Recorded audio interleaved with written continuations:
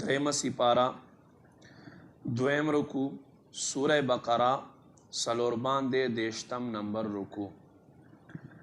دریم سپارہ دویم رکو سورہ بقرہ سلور باندے دیشتم نمبر رکو.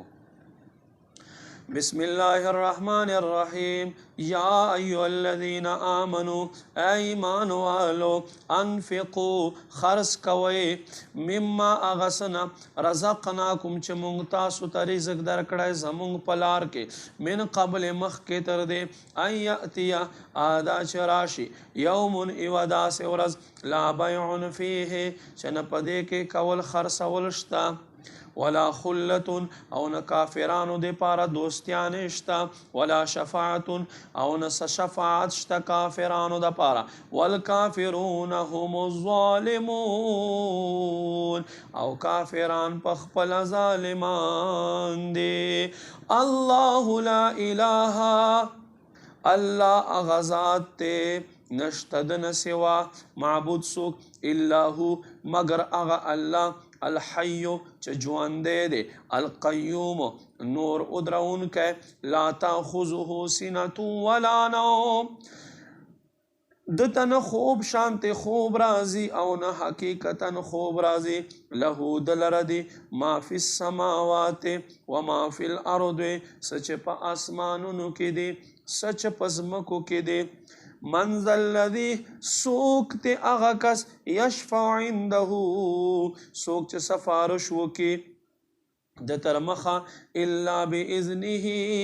مگر د په خوخ سره يعلم د علم د ما بین ایدیهم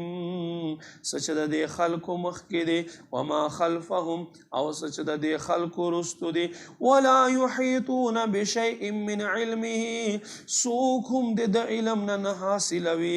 الا بما شاء مگر په اغاس سره چاته چې د خوښ شي وسع کرسیه السماوات والارض د کرسی کې راځي آسمانونه او ځمکو وسعت ولا یؤوده حفظهما او د دوی دواړو آسمانونو او ځمکو نگهبانی کول خیال ساتل په د باندې درانه نه دي. وهو العلی العظیم اغذات اوچت او لوی دے. لا اکراہ فی الدین پا دین کے جبر زور نشتا قد تبین الرشد من الغی پا تحقیق سرا خکارا شو ہدایت دا گمراہینا فمن یکفر بالطاغوت سوک چه انکارو کل شیطان ویؤمن باللہ ایمان راوڑی پا اللہ باندے فقد استمسک بالعروت الوثقى پا تحقیق سرد مضبوط رسیونی سلا لنفصام لها دا سے رسی چه اغیل رخلاص دل نشتا واللہ سمیع علیم اللہ اوردن کا علم والدے. اللہ ولی الذین آمنوا اللہ والد اغو خلق دے چه ایمان والدے یخرجونهم من الظلمات الى النور اللہ دویرا اباسی دا کفر تیارون اسلام رناگانو تا والذین کفروا اغا خلق چه کافران دی اولیاؤهم الطاغوت دا دوی حمایت شیطان دے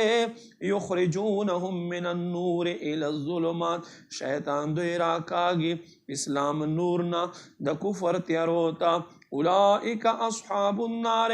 دا خلق اور والدی ام فیہا خالدون پدے دوزخ کے با ہمیشہ ہمیشہ اوسی.